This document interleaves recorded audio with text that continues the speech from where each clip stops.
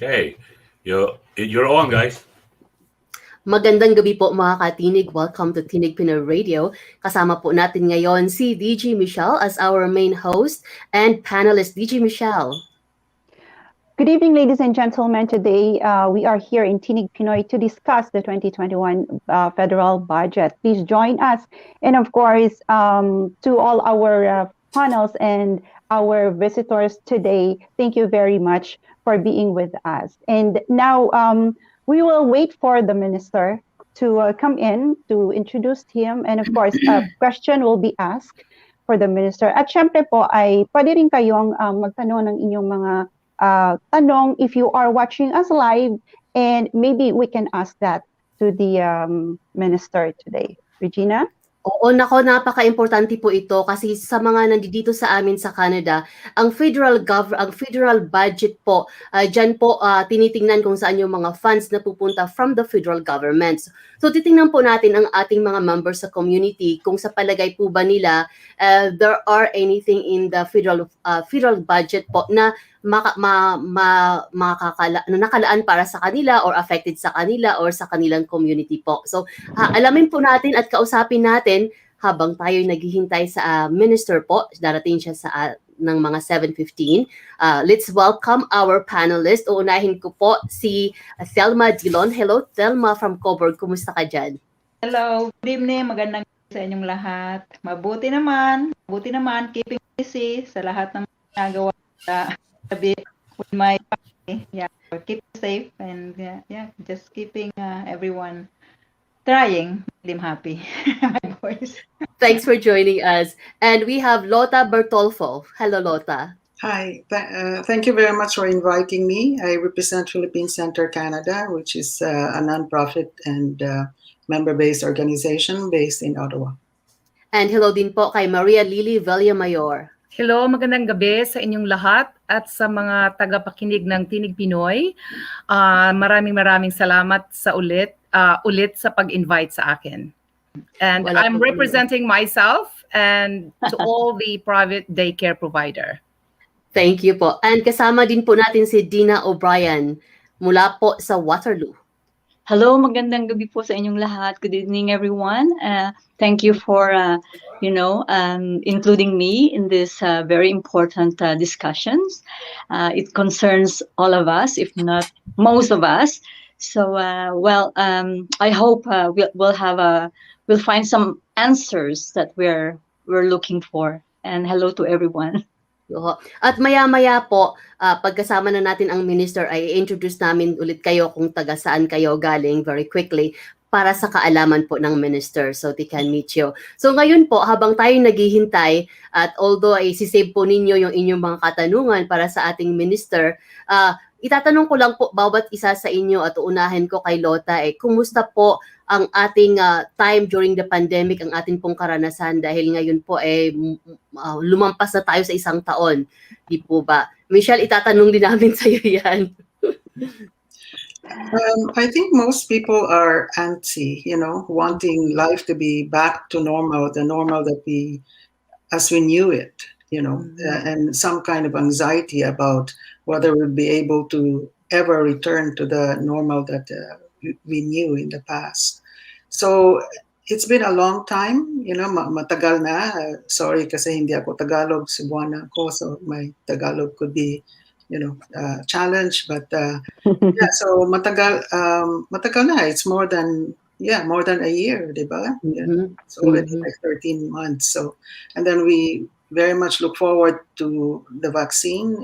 Some of us have already gotten our first shot, our first dose, and hopefully by late fall, things will be back to normal. Sana nga po, Michelle, kasama ka rin sa usapan natin. Oo naman. Hindi kasi I was busy preparing our introduction for the minister. Kaya medyo yung computer ko hindi medyo maayos kaya nakatingin ako sa computer ko.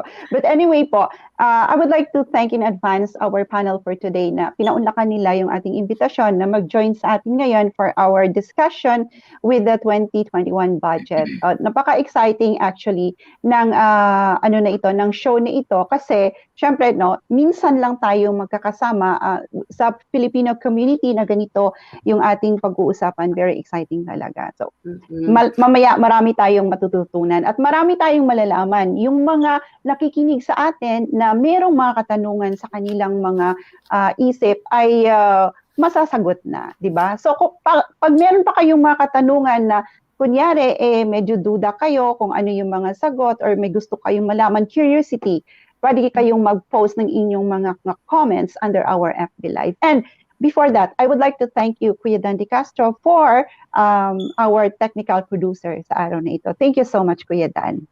Oo nga, galing. Thank you, Kuya Hindi nga Dan lang siya po. nakikita. Nahihiya siya magpakita. Behind the scene. Behind the scene, Kuya Dan, pero nako, matiis kaya ni Kuya Dan hindi sumali. Oh, ayan. Ate Maria Lily Value Mayor, kumusta po kayo during this pandemic time? Okay lang. I'm doing it day by day. I'm not looking forward for the week to finish. I'm doing it day by day. As you all know, I run a private home daycare, and it's very challenging, especially that the playgroup is closed, the library is closed, the museum is closed, and at one point they closed the park, and then they took it back. The park is open, thank God. That's the only outlet I could take the kids, and I find a way to make my day interesting, especially for the children as well. I take them to downtown area because there's nobody there, so I let them play in front of the Supreme Court. Yes. The security came and says hello, and I was just waiting for him to kick us out. I brought balls, so it's just to encourage the children to. I was preparing my answer. It says we're here to exercise, but if you are not allowing us to play in front of the Supreme Court, then we will go. But he was very nice. That says it's also good for me and for the children to have an exercise. So yeah. I guess we're all longing for the norm, but I don't think that will happen in a couple of years. So I'm kind of, I'm like I've said, I'm not looking forward for I'm looking forward for a week or a month or something. I'm doing it per hour. For like this morning, we're doing our circle time. Because if I look forward for another day, it will take a long time and it will make me insane. So so I'm surviving for over a year now, and the children are also doing really well. So hopefully I will get my vaccine very soon. That's one of the questions as well. Oo. Nako, That's very very nice. interesting perspective po kay Ate Maria. Challenging nga. Ang atin pong susunod na tatanungin natin mula sa Coburg kung kumusta siya. In the early part ng ating pandemic, nag-host po siya ng Zumba. Yung mga elderly in an elderly home, nasa balcony yata sila nanonood. So tell us more about that, Thelma Dillon. Yeah, so that was I think early April, and it was very cold. Sometimes it's raining, sometimes it was snowing. So I was asked to entertain the elderly at one of the nursing home here, retirement home here in Coburg, and so I did. I entertained them. I was outside while snowing or raining, and they were on their balcony. They're having fun. I have the music outside, and they just had a blast. So I did that for about a few months, and then, but I'm also a nurse, so I work in the long-term care, and it's a little bit challenging because you see they're not able to have anybody to visit them because of the restriction. So it's tough for everyone, but it's now almost a year, and we are surviving. Everybody's surviving. I got my first dose of vaccine, and area as well got second already, first and second. So my boys are online schooling, and they're doing so. It's hard. It's very hard, but we try our best, right? We try our best to make everyone happy in the house and also in the community. Yeah. Babalikan natin yan si Thelma mamaya about the homeschooling because I too have children who are homeschooling. So, Dina O'Brien from Waterloo, kamusta po ang ating pandemic? Isang taon na siya. Well, yes, just like everybody else, it's very challenging. I work as an ACE. I teach kindergarten, and when the school was closed, we have to teach online. So everybody was thrown up into the deep end, how to do online teaching, Yeah. because they've never done before, and it was very stressful. But teacher is a teacher. You have to be creative. So they gave us enough time to prepare and do our lessons, and it went without well, there's many challenges technically how to do your lessons online, and that was very challenging. And I think I found most challenging is that because my class is like between 4 to 5 years old, they cannot do things on their own, so the parents were always there. And it's so hard to teach when the parents is sitting beside your kids. It's just total completely different setting. So but you get used to it, but still there's a lot of room for improvement for me anyway. I could just imagine. My goodness. Thank you, Dina. And Vanessa Gomez, how is your pandemic so far? Well, pandemic. So I'm a dental hygienist, and it's an essential service. We were closed down for the first wave for 3 months, and then thereafter we've been open since and essential. So we've been running almost normally. There's just longer periods between the appointments, between the clients and the patients. So that's been okay. As far as like the online schooling with my own children, they are teenagers, so they seem to be okay. I'm sorry. Yeah, they seem to be okay. It's just that they, it just ends up them being in front of, a computer or a screen for many, many, many hours, which I myself as a parent am not a believer in. So, I think what's keeping us, okay, or let's say, sane is, getting outside, getting into nature. It seems to be the antidote to too much technology. For sure. Absolutely. Now, and in any moment now, the minister could join us. When it happened, Michelle here will do the introduction for the minister, and then we're going to go to the questions right away. So I'm just going to prompt each one of you very, very quickly. So feel free to introduce yourself quickly if you wish, and then you directly ask the question. And so we will go from there. So for now, we would like to say hello to our admins here at the Pinoy region, to all our listeners. Although we are talking about the federal government 2021 budget, you're also very much welcome to ask any questions that the Minister of Family, Children, and Social Development could answer. He is, after all, a minister of the federal government here in Canada. So anything related to the government of Canada, you're most welcome to answer. In our discussion so far, I could already tell at least three of them, and when it comes to the education, because I have two children, and one is fine staying at home and studying at home, and one absolutely having a hard time on studying online, and it's really tough for the parents. So I don't know how many people out there who feels that way, who have that experiences. I mean, Ate Maria, for example, you used to go to the library a lot, and now you don't have that option, Ate Mar. No. Oh, All right, we have our minister here, Michelle.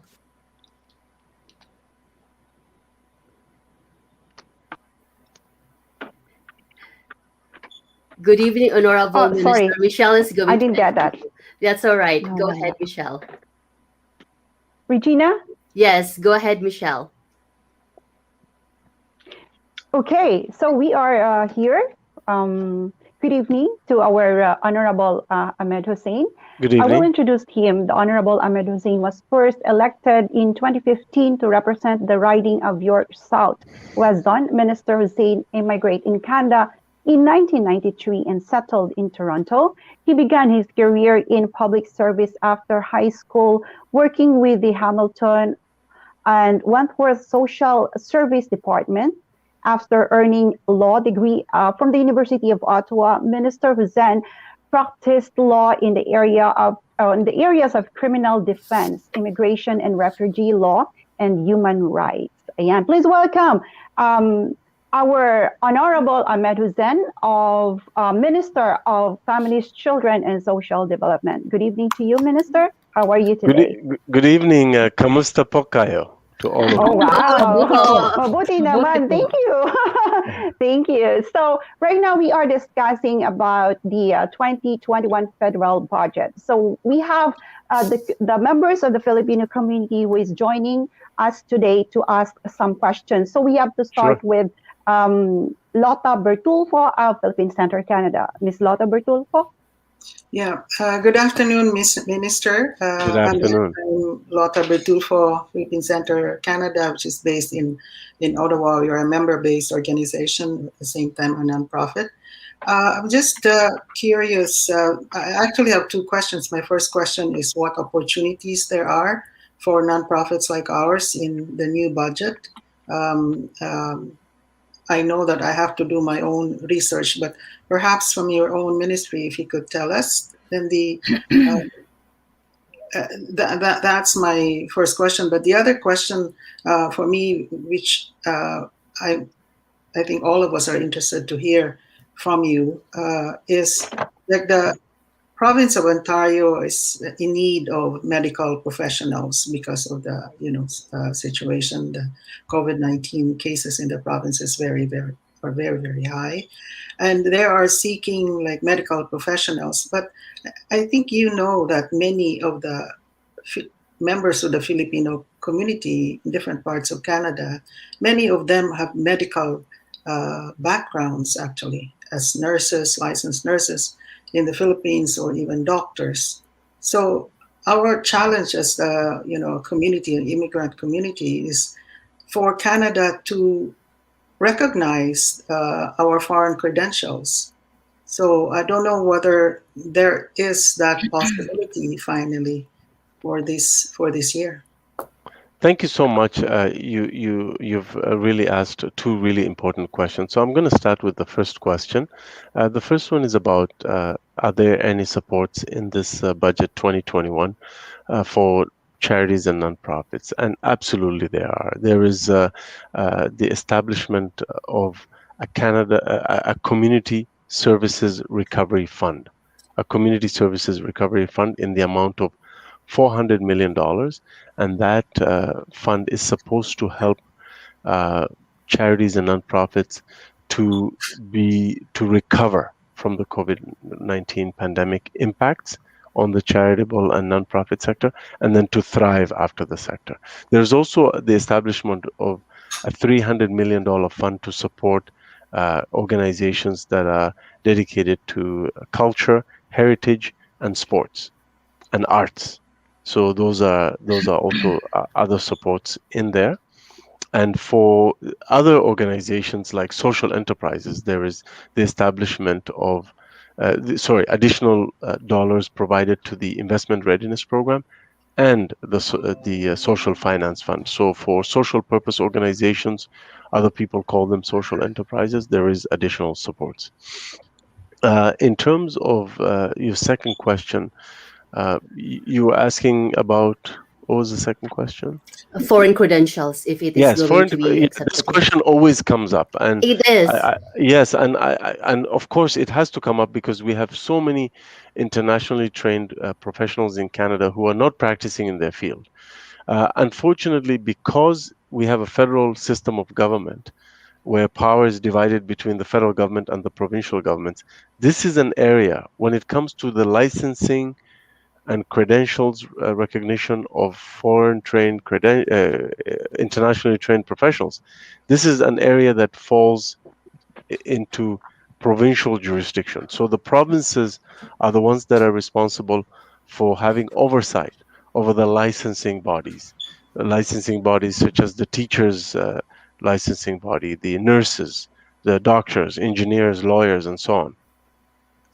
So the federal government doesn't manage that. But even then, we do try to do what we can to support the process of having more internationally trained professionals to practice in their field.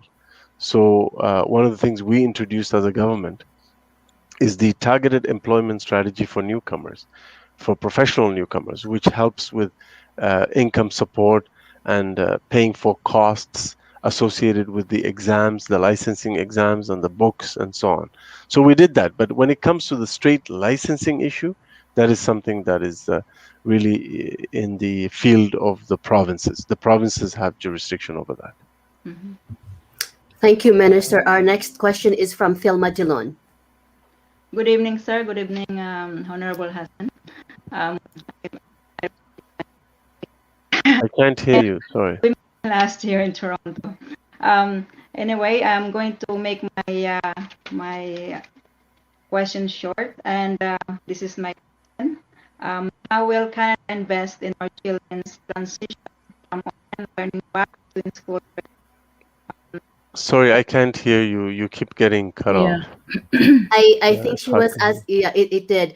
Minister, she was asking about how the transition of the children. I think Thelma was asking, one moment here, I'm just gonna check it out for Thelma. Thelma was asking about how will Canada invest in our children's transition from online learning back to in-school learning or to the workplace, Honorable Minister.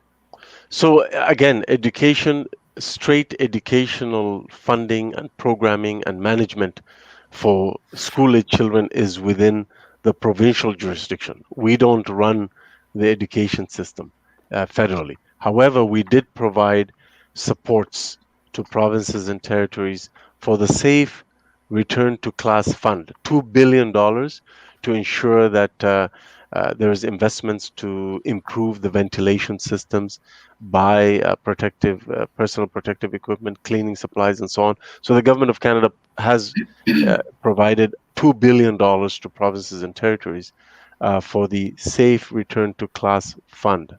And that is meant to keep students and teachers safe as they return to school.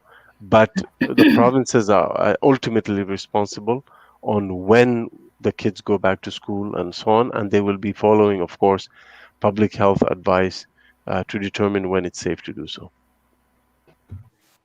Thank you, Minister. Our next question is from Maria Lily Villamayor. Good evening, Honorable Minister Ahmed Hussen. Thank you for coming tonight. My name is Maria Lily Villamayor. I am a private home daycare provider of 20 years. In this situation of COVID, if and when I will contract a positive COVID or my client, then I will be forced to close my private home daycare. So during this time that I'm closed, so I'm not earning or they're not paying me, right? Because I have to quarantine myself and they have to quarantine themselves. What help should I get from the government during those time that I'm closed, that I lost my job? And also for the vaccine, when can I get my vaccine? I booked online for 2 weeks now, and I haven't received any calls. And I spoke to the provincial nurse, and she told me that you are not in the hot spot. And I explained to her what I'm doing, what my job is.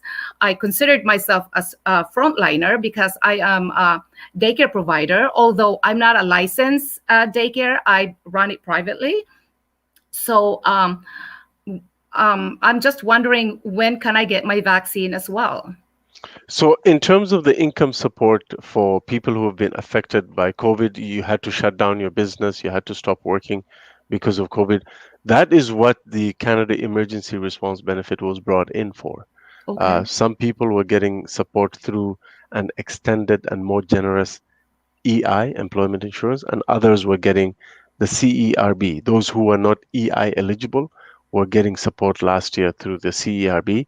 The CERB has now been changed to the Canada Recovery Benefit. So if you had to stop working because of COVID, you're eligible for the Canada Recovery Benefit. If not you, but if someone gets COVID, they're eligible for the Canada Recovery Sickness Benefit. And if they have to stay home and stop working to take care of a family member who has gotten COVID, then they're eligible for the Canada Recovery Care Benefit.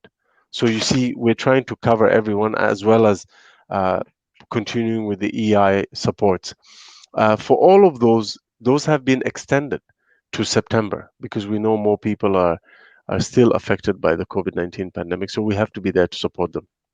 So personally, that is how we've been supporting people who have lost their jobs because of COVID.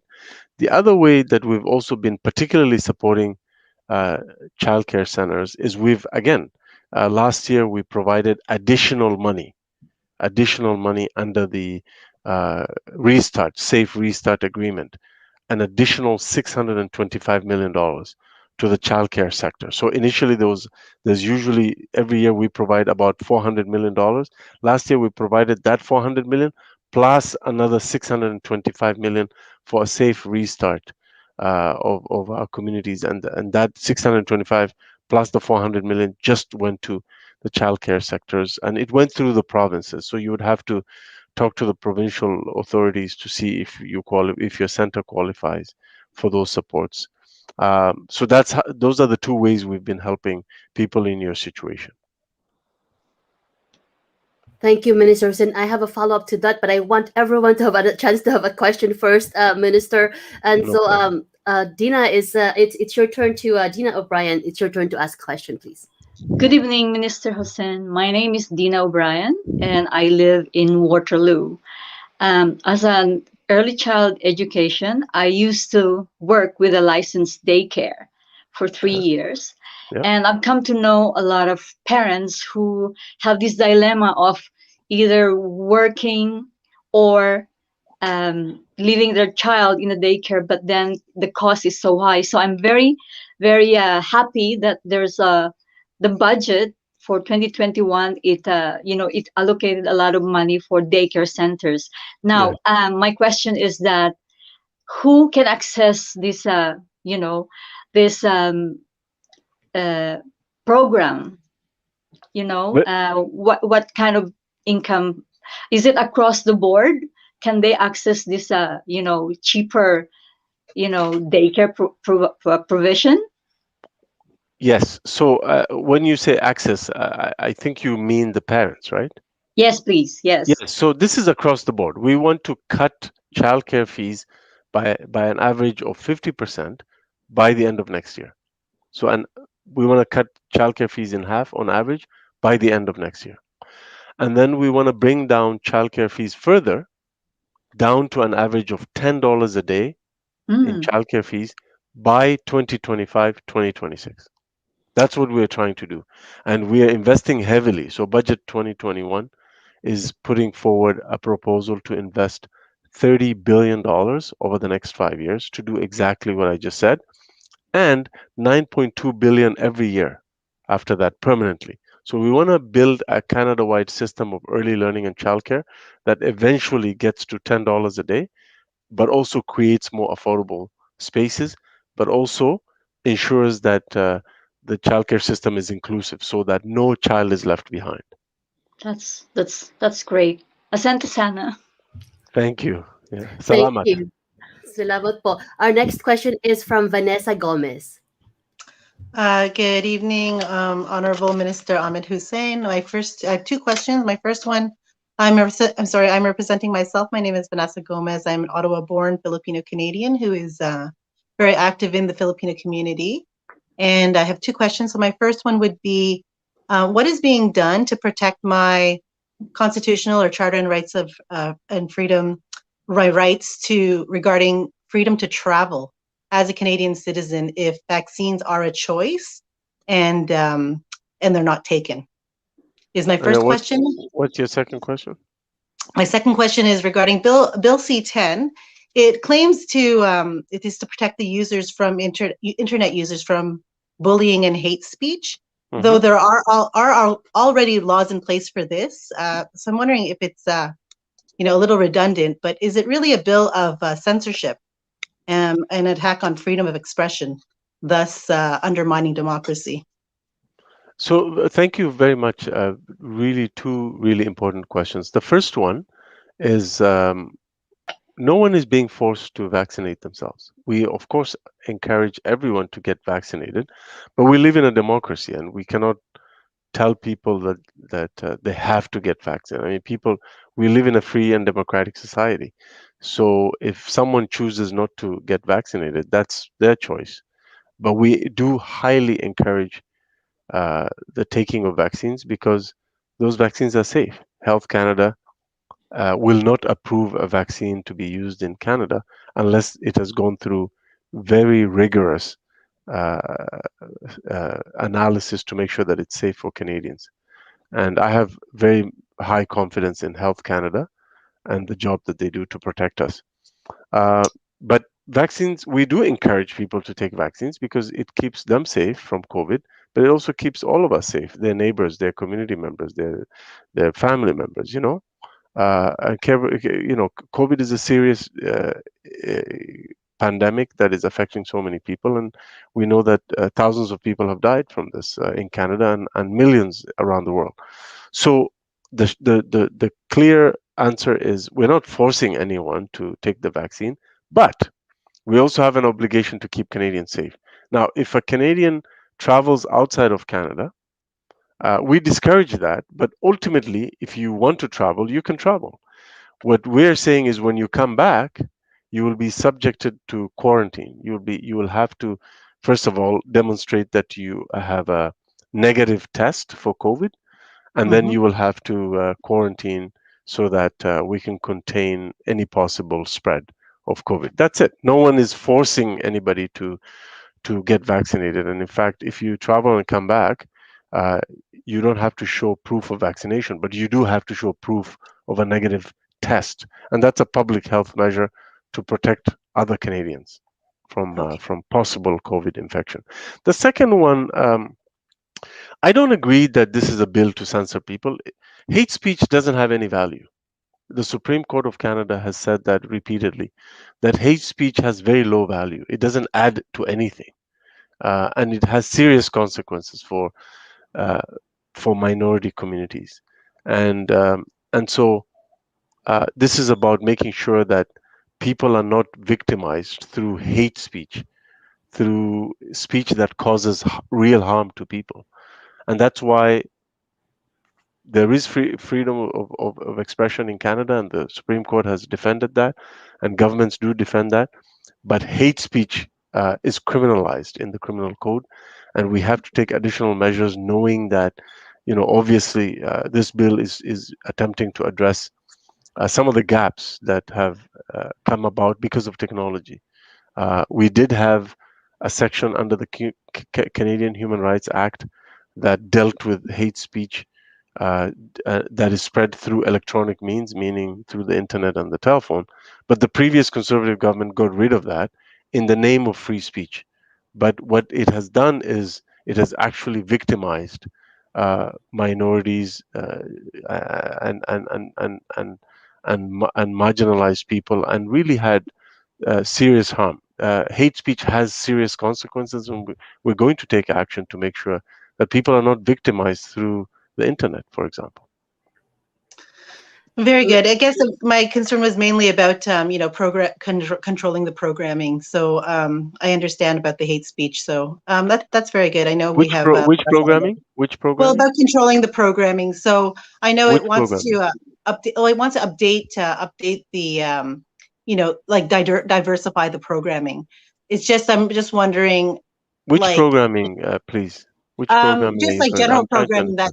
What you were saying is that could be hurtful to marginalized people or minorities, and I'm just wondering like how far it will go as to how much they're going to be, how much content they will be censoring.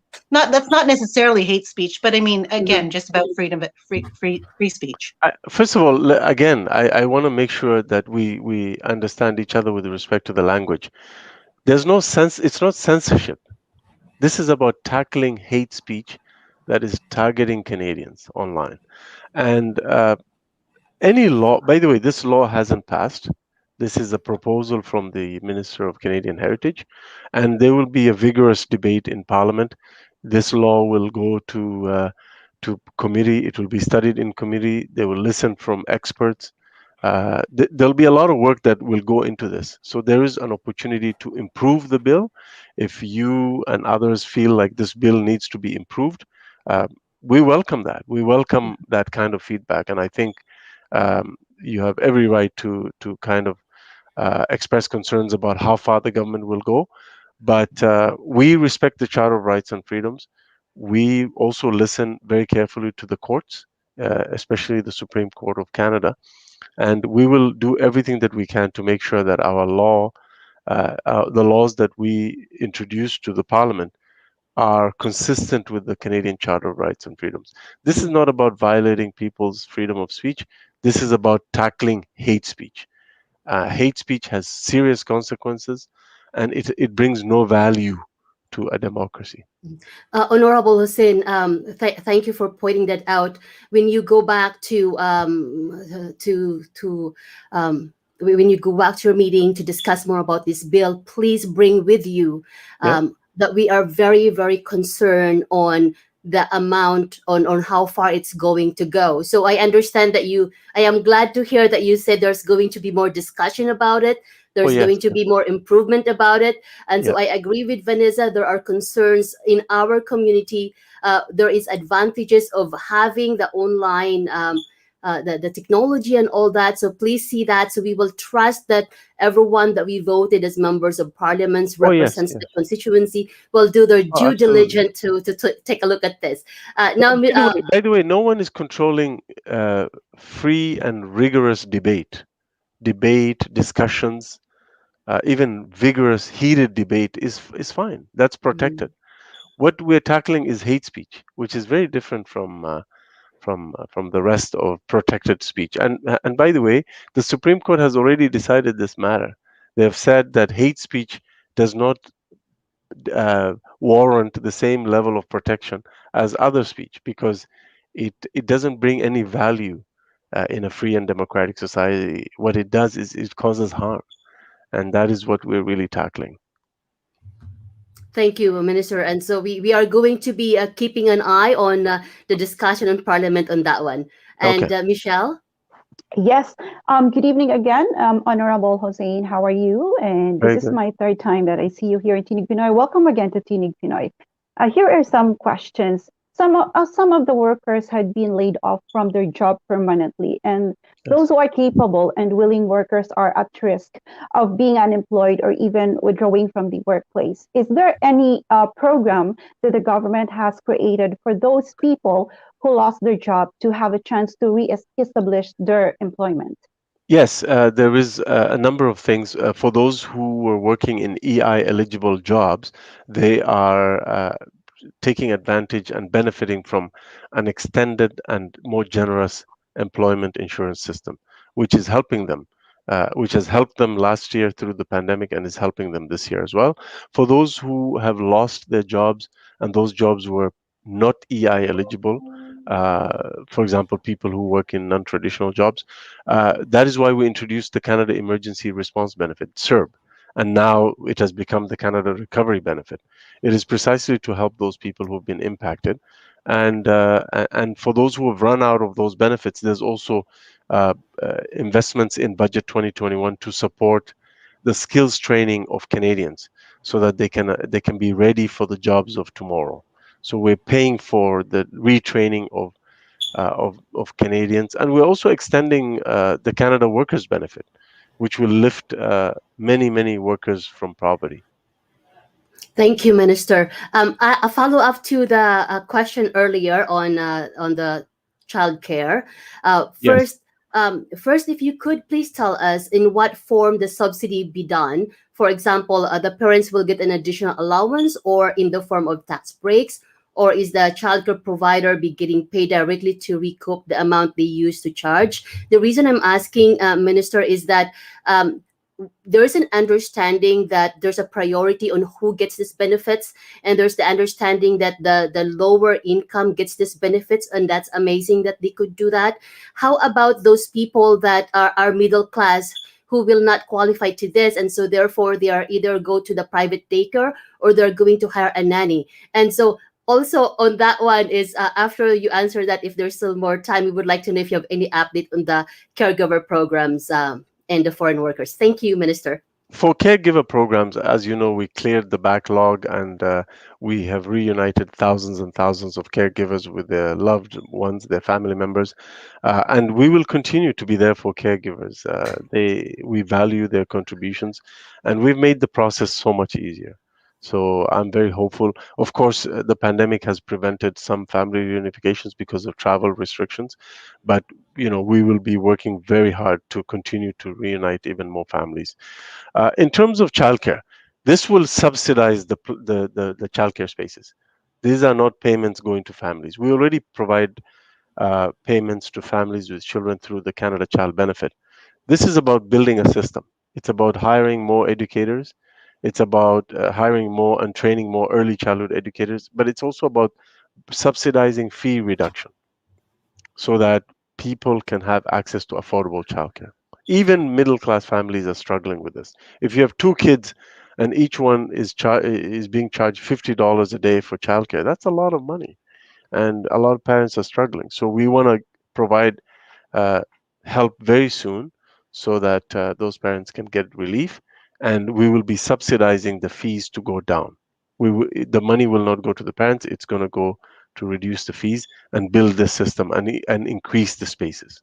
That's the best way to deliver savings, more spaces, and more quality. It's about building the system. If you give money directly to the parents, you're not building a Canada-wide system.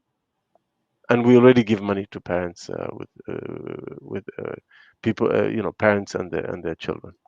I will take questions from the panels while they are thinking about it, Minister.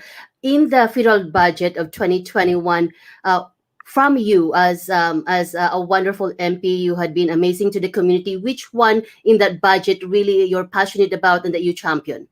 Oh, there's so much. There's, of course, the biggest one is the early learning and childcare. We're going to be setting up a Canada-wide system that will leave no child behind, that will basically ensure that uh, all Canadian women who are now being prevented from working because they don't have access to affordable childcare, that those women are included in the economy. That this will give us a chance to grow our economy, create jobs, but also close the gender gap in workplace participation, but also give an amazing, great start to our kids. That is a big one. I think early learning and childcare is a big piece in this budget, but so is affordable housing. We're investing record amounts of money to provide more affordable housing solutions for Canadians, investing in more specialized housing for women and children fleeing domestic violence, more rental supplements for women and children, making sure that we build more rental housing, we build more affordable housing, we build more mixed housing, and we also bring innovation into the sector. $600 million more for the innovation fund for housing.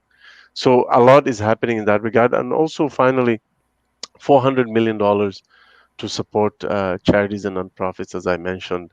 That will go a long way to help so many organizations and communities, and $5.7 billion for youth to support them in their education, in their training, in their jobs.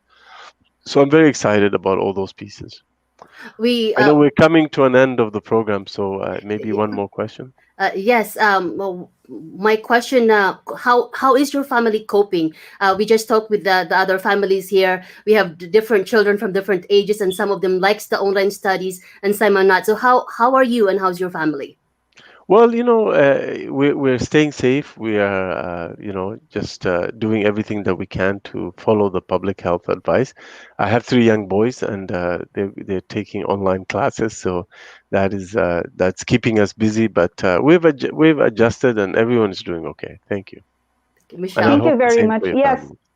Yes, thank you very much, Minister, for being with us tonight here at Tinig Pinoy Radio and together with our panel from the Filipino community. Thank you very much to all of you. And I think that ends our discussion for tonight because we only have 30 minutes. And maraming salamat po sa inyong lahat. Magandang gabi. And of course, Regina, thank you so much to you also for being with us here. And anyone who's want to say anything before we end up the show? Yeah, I just Regina? wanted to say salamat to all of you. Salamat. Thank you. Salamat, salamat. Minister. Hanggang sa Thank Yes, you. good, good evening everyone here in Tinig Pinoy. Maraming salamat po sa inyong lahat. Thank you. And to those who wants to stay until 8 o'clock, we have 13 minutes. If you want to say something about what has been discussed, if you want to say something, did he answer your question? Is there another follow-up you would have wished to have? Let us know. What do you think? That was Vanessa. Wow, what a question. Oh yes, I'm watching. I'm watching for sure. We are watching. Yeah. Thelma, you raised Yeah. your hand. Oh, no, I just want to say that I addressed. Nawawala-wala yung boses mo kasi, Yeah. Thelma. Okay, it's okay. nagka-choppy siya. Go ahead. Ayan. So, anyway guys, maraming salamat. If you want to discuss something, well, let us know here in Tinig Pinoy Radio. Kagaya nga po ng nasabi ni Regina kanina na pwede po kayong mag-request if gusto pa ninyo magkaroon ng ganitong session with the minister and then of course, abisuhan natin siya. So yun, pero kung meron po kayong gusto nga sabihin ngayon, if you want to discuss further about this budget or your ideas of this topic, ay pwede pa rin po tayong mag-live until May 12 minutes tayo, we Kuya have Dan. 12 minutes more to go. 12 minutes. Yes, we have Ate 12 Maria, minutes I more think- to go. Yeah, Ate Maria, I think Yes, you want to Regina? say something. I think you want to say something. Do you? No, because he was talking about the budget for the daycare center. Daycare nga ano. For the It's a daycare centers center, and the yeah. licensed daycare Mhm. centers. So this is the problem that we're having because I am a member of the caregiver associations here in Ottawa, not only for the Filipino but also for the Canadians. So that is our problem for a long time because they are trying to squeeze us out of the program because they wanted to they're promoting all the licensed daycare, such as like the big daycare, licensed daycare here in Ottawa, like Androflex, the Centertown funded daycare. But what happened to us, to me, to the private home daycare providers? We don't really get any funding. We don't get any support from the government. Nothing like that. And we're also a taxpayer, so it's not good in my side. But because if I lose my job, then that's it. There's I can't even before COVID, I can't even do EI because I'm self-employed. So yeah, it's a little bit frustrating. I see that. Yeah. I can see that kasi nga if they're going to cut down the subsidy into half, so ang mga parents, they will leave their kids doon sa licensed daycare. And Right. what about you providing Exactly. only for 5 children? So ang ano mo na lang, ang advantage mo is that kung ako naman ang parents, kung 5 lang sa'yo, I'd rather come to you. Kasi 5 lang yung kids mo. My kid doesn't have to compete with Yes. 14 or 15 matututukan. kids at school. Yeah. So yeah. if I'm a parent, I'd rather go to someone like you kasi alam ko 5 lang yung kids mo eh. Right, yeah. I appreciate that. Yun nga ang sabi din ng mga parents na especially with COVID and the numbers of kids that are allowed in a daycare centers are reduced since last year COVID. So instead of in one setting there's 22 children, they reduce it into like 10. So Yes. some daycare centers that I know of are closing because they're losing profit, right? Mhm. Because they have to hire early childhood educators and all that thing. And in my side as well, I've been doing it for 20 years and I haven't got any trouble or problem doing my clients. In fact, there's a lot of reservations that, oh, can you reserve me for September of 2021 or something like that. And because of COVID, everything is canceled. Like I had 5 from last year of September up to December. And that particular client is a doctor and she did not, there was 3 choices there and she did not she was not honest that they're planning of moving in December of 2020. So I lost a client. So because of the lockdown and all that thing, I have a prospect and then they canceled and I had someone coming from BC working here in the government and it's canceled. So I'm down to 4. And then now I have one that will be leaving end of June. And so far, nobody had signed in. So this is the first time out of 20 years that I'm struggling to get a new client because of lockdown and COVID and all that thing. And but also, before, there was also parents losing their jobs. yeah, I know. So that's one concerning, alarming thing.